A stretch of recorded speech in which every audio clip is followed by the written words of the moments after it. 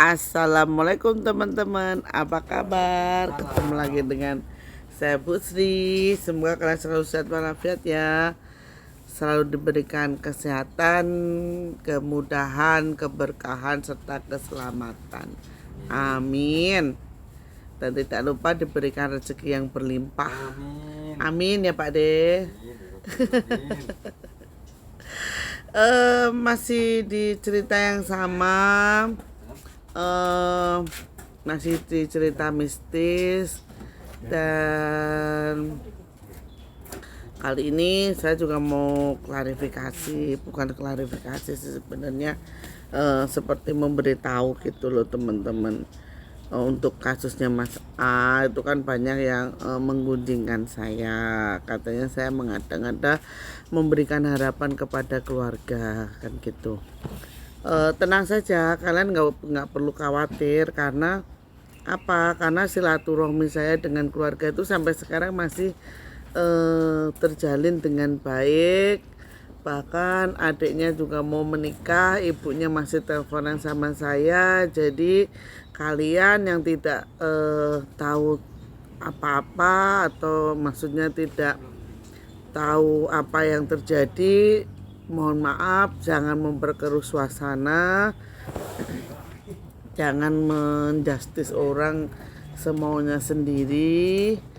Jadi saya di sini benar-benar ingin menolong, saya di sini ingin benar-benar berbuat kebaikan. Terserah, yang tidak suka ya monggo, yang suka ya alhamdulillah. Tapi terus terang untuk keluarganya Mas A ini masih Mas Alfi ini masih maksudnya masih komunikasi dengan saya. Jadi mohon maaf untuk yang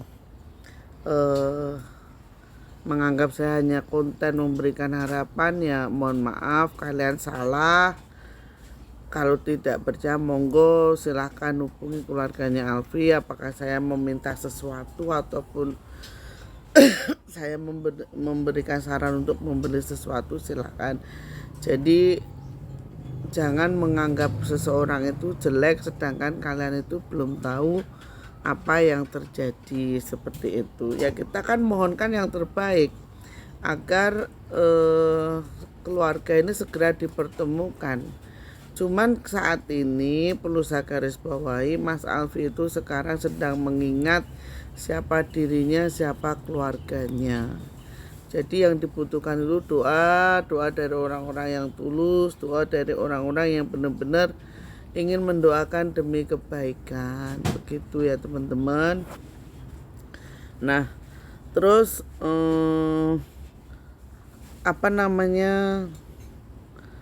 kan ada yang tanya juga, apakah Gunung Lawu ini memang benar-benar gunung yang angker kan gitu. Sebenarnya sih keangkeran itu bukan masalah angker atau tidaknya, tetapi Gunung Lawu ini sejak zaman kerajaan dan zaman sebelum kerajaan pun sudah disakralkan teman-teman, jadi sudah sangat dihormati oleh para pendahulu kita. Buktinya di mana Gunung Lawu ini bisa disakralkan? Kalian bisa datang ke ini bukan sebenarnya mungkin sebuah candi, tapi ini tidak berbentuk teman-teman. Adanya di namanya itu situs Pelanggatan.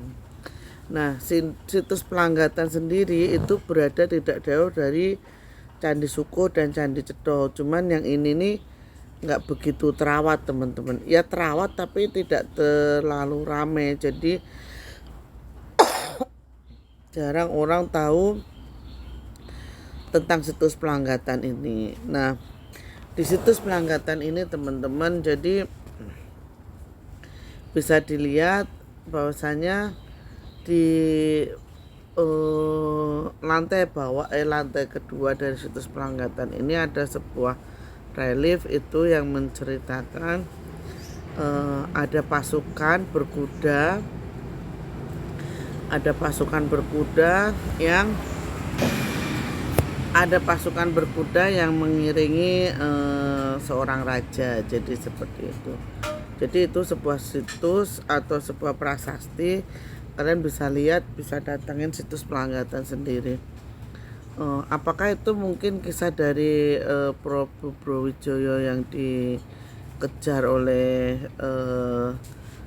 Adipati Cepu? Ya jawabannya yang saya juga nggak tahu karena saya bukan ahli sejarah ya teman-teman. Cuman yang saya tahu bahwasanya setiap candi yang berada di sekeliling Gunung Lawu itu pasti menghadapnya ke Gunung Lawu atau menghadap ke arah barat teman-teman, ke arah barat.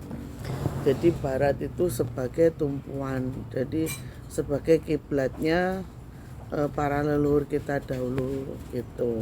Nah, untuk situs Pelanggatan sendiri itu sebenarnya di sini ini kita bisa melihat keangkeran Gunung Lawu ini di sini teman-teman, di situs Pelanggatan ini. Karena di situs Pelanggatan juga kita bisa melihat prasasti juga, itu kayak prasasti yang ya ini Pak D yang saya sayangi lagi nyuci burung, kandang burung murai. Ya Pak D, Pak D ini dulu punya kantong macan sama isinya sama siung macannya. Cuman karena Pak D ini berangasan dulunya, ketika megang itu gampang ngamuk, gampang marah. Jadinya jadinya itu dibuang kantong macannya sama ulu sak kumisnya ya Pak D. Sak kumisnya dibuang teman-teman. Ini Pak D, ini asli Lampung punya. Nah, kembali lagi ke situs Pelanggatan. Ke situs Pelanggatan itu yaitu kita bisa melihat teman-teman keangkeran Gunung Lawu itu di situ. Nah, di situs Pelanggatan juga kalian bisa melihat di situ tuh juga diceritakan bahwasanya ada pasar setan di Gunung Lawu itu juga di prasasti itu ada, atau kalian tahu prasasti kan? Prasasti itu ya ukiran di batu di batu candi itu loh teman-teman. Bisa berbentuk tulisan, bisa berbentuk relief kan gitu. Nah, ini reliefnya ini teman-teman. Nah, sedangkan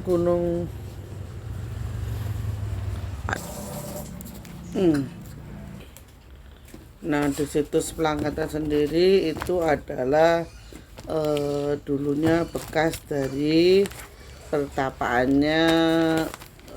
Di situ tuh dikisahkan sebenarnya kalau di situs Pelanggatan itu teman-teman menceritakan bahwasanya Lawu itu adalah peredam angkara murka dan peredam kemarahan para dewa kalau dulu tuh. Jadi Lawu itu seperti itu teman-teman, terkenal, dipercaya bahwasanya Lawu itu adalah peredam murka dan pematah sumpah serapah para dewa. Jadi Gunung Lawu ini memang benar-benar sangat disakralkan dan sangat dipercaya angkerannya gitu loh.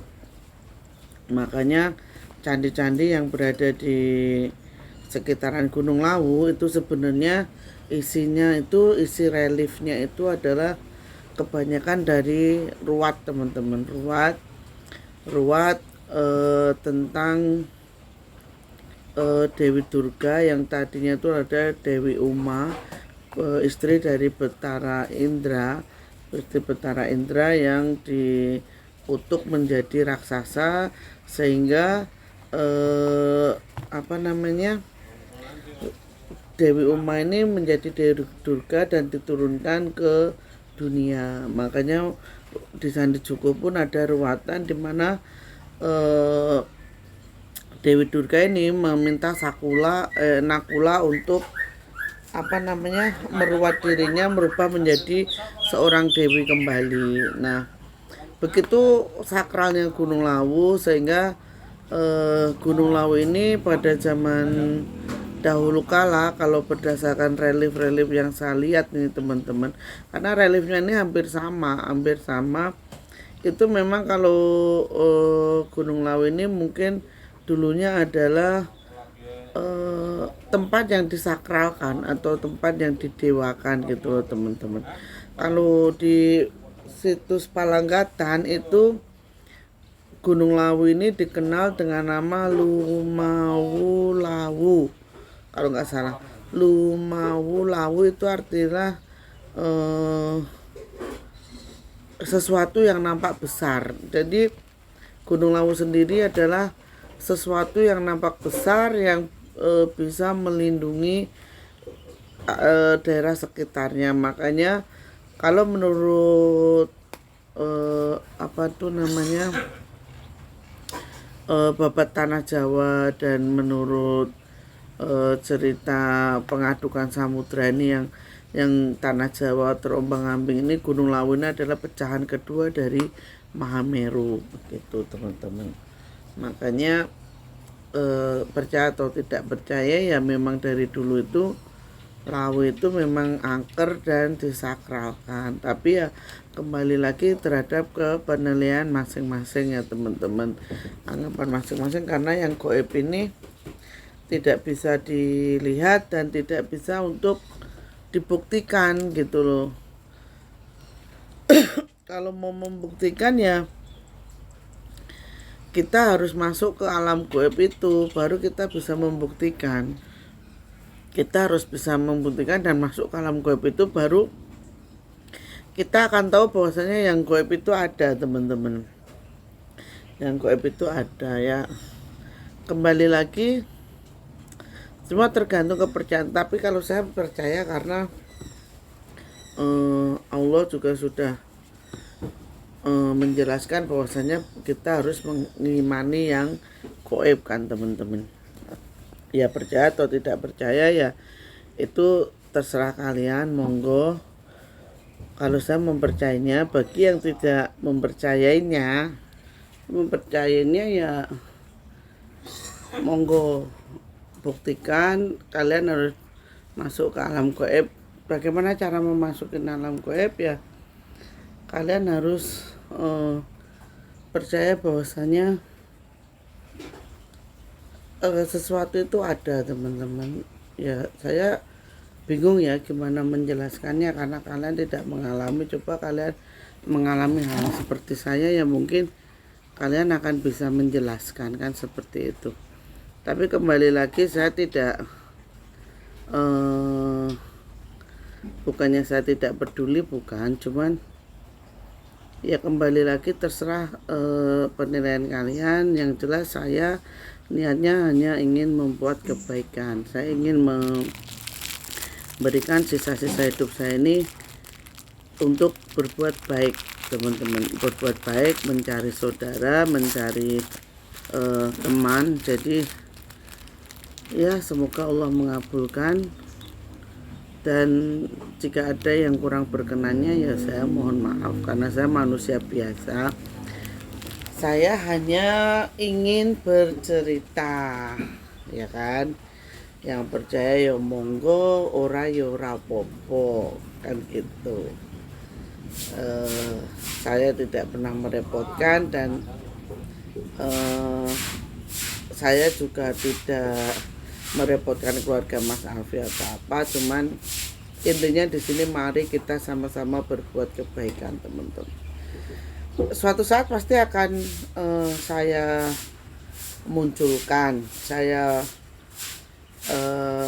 beritahukan bahwasanya Mas Ani udah benar-benar udah kembali dalam keadaan apapun, pasti akan saya munculkan. Tapi ya untuk saat ini mohon maaf belum bisa memberitahukan posisi dan keadaannya seperti itu.